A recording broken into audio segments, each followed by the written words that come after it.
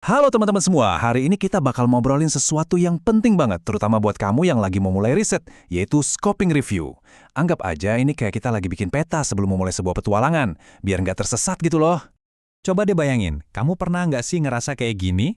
Punya satu topik riset yang keren, tapi pas mulai cari-cari bahan, wih, langsung diserbu ratusan, bahkan ribuan artikel dan jurnal. Rasanya tuh bingung banget mau mulai baca dari mana. Nah, gimana kalau ada cara untuk melihat pemandangannya dari atas dulu? Nah, ini dia solusinya, scoping review.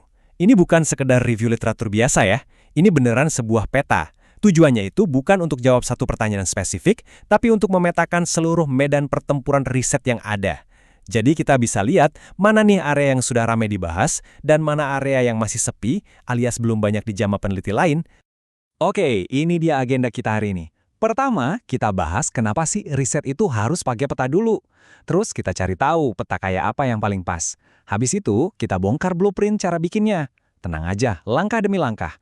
Pastinya ada tips-tips pro biar peta kita akurat. Dan terakhir, kalau petanya udah jadi, terus mau diapain? Yuk kita mulai! Sip, kita masuk ke bagian pertama. Gini, sebelum kita nekat masuk ke hutan belantara riset yang lebat, kita kan harus tahu dulu medannya kayak apa, betul? Nah, inilah kenapa memetakan itu jadi langkah pertama yang super penting. Jadi, buat apa sih peta ini? Pertama, biar kita bisa lihat gambaran besarnya, kayak lihat peta dunia dari satelit gitu. Kedua, untuk nandain konsep-konsep kuncinya. Ini ibaratnya kita nandain kota-kota besar dan jalan tol di peta. Ketiga, dan ini yang paling dicari-cari, untuk nemuin celah riset, area-area kosong di peta yang bisa kita jelajahi. Dan terakhir, kita jadi tahu, oh peneliti-peneliti sebelumnya tuh biasanya lewat jalur mana aja sih? Nah, setiap perjalanan kan butuh peta yang beda-beda. Mau naik gunung sama mau keliling kota, petanya pasti beda. Sama juga di riset. Ada banyak jenis peta yang bisa kita pakai. Yuk kita lihat mana yang paling cocok. Sering banget nih orang bingung apa sih bedanya scoping review sama systematic review. Gini deh cara gampangnya. Scoping review itu si pembuat peta. Dia jalan-jalan ke area yang luas buat lihat ada apa aja sih di sini. Pertanyaannya juga luas, misalnya, apa aja sih yang udah diketahui soal topik A? Sebaliknya, systematic review itu si pengikut rute. Dia punya tujuan yang sangat spesifik dan jalurnya udah ditentuin. Misalnya, apakah obat X lebih efektif dari obat Y? Dia cuma mau cari satu jawaban pasti. Jadi yang satu bikin peta, yang satunya lagi ngikutin rute. Beda kan? Oke, kita sampai ke intinya.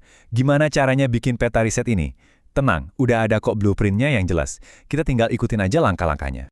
Jadi, semua ini tuh berawal dari blueprint yang dibuat oleh Arksey and O'Malley di tahun 2005. Ini fondasinya. Hampir semua scoping review yang ada sekarang, dasarnya ya dari 5 langkah ini. Kita bedah ya, kelima tahap ini pakai analogi peta tadi. 1. Rumuskan pertanyaan. Ini sama kayak nentuin, oke, gue mau memetakan Pulau Jawa. 2. Identifikasi studi relevan. Ini kayak ngumpulin semua info soal gunung, sungai, dan kota yang ada di pulau itu. 3. Pilih studi. Nah, ini kita sortir mana aja info yang paling penting buat dimasukin ke peta. 4. Charting the data. Ini proses menggambarnya, nandain titik-titik penting di peta kita. Terakhir, kelima, rangkum dan laporkan. Ya, ini saatnya kita presentasi dan cerita soal peta yang udah kita buat.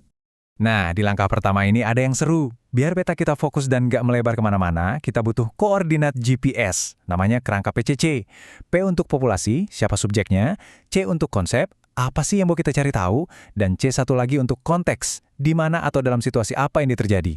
Dengan 3 hal ini, batas-batas peta kita jadi jelas banget. Aku mau highlight sedikit soal langkah keempat ya, charting the data. Ini tuh bukan cuma soal copy-paste data, bukan. Ini adalah proses di mana kita sebagai peneliti benar-benar berpikir. Kita menyaring mana info yang paling penting, kita kelompokkan, kita urutkan. Disinilah sihirnya terjadi. Data-data mentah itu mulai kita sulap jadi sebuah peta yang punya cerita. Bikin peta itu satu hal. Tapi bikin peta yang akurat, yang bisa dipercaya orang lain, itu tantangan yang berbeda. Yuk kita intip beberapa tips pro biar peta kita kualitasnya jempolan.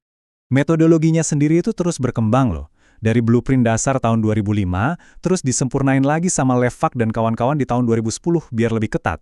Dan sekarang, yang dianggap sebagai standar emasnya itu adalah panduan dari Joanna Briggs Institute atau JBI. Ini bukti kalau scoping review itu metode yang serius dan matang. Nah, kalau kita ngomongin standar emas dalam hal pelaporannya, namanya adalah Prisma Screen. Anggap aja ini semacam sertifikasi ISO-nya untuk peta riset. Kalau pakai ini, peta kita diakui secara internasional. Kenapa sih harus patuh sama standar ini? Karena ini soal transparansi, biar semua proses kita itu jelas dan jujur. Misalnya nih, di judulnya aja wajib ada kata scoping review.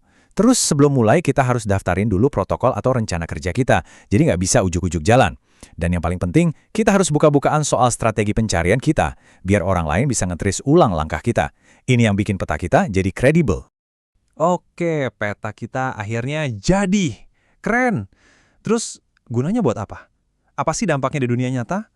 Kutipan ini ngejelasin semuanya. Peta ini nunjukin kita pemandangan yang lengkap. Kita jadi tahu jalan mana aja yang udah sering dilewatin peneliti lain. Dan yang lebih penting, jalan-jalan setapak mana yang masih kosong dan bisa jadi tujuan riset kita berikutnya. Jadi, secara nyata, peta buatanmu itu bisa jadi pemandu untuk riset lain yang lebih spesifik. Bisa juga dipakai sama pemerintah untuk bikin kebijakan baru. Buat lembaga pendanaan riset, peta ini nunjukin di mana dana paling dibutuhkan. Bahkan di dunia medis, ini bisa jadi dasar untuk bikin panduan praktik klinis. Jadi dampaknya besar banget. Jadi, intinya, scoping review ini adalah alat yang powerful banget buat menaklukkan lautan informasi. Yang tadinya berantakan, jadi jelas karena ada petanya. Nah, sekarang kamu udah tahu kan cara bikinnya?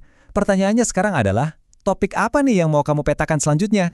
Semoga bahasan kita kali ini ngebantu ya. Jangan lupa disimpan, biar nggak lupa. Dan coba deh bagikan ke teman-teman risetmu yang lain. Siapa tahu mereka juga lagi butuh. Terima kasih banyak udah menyimak.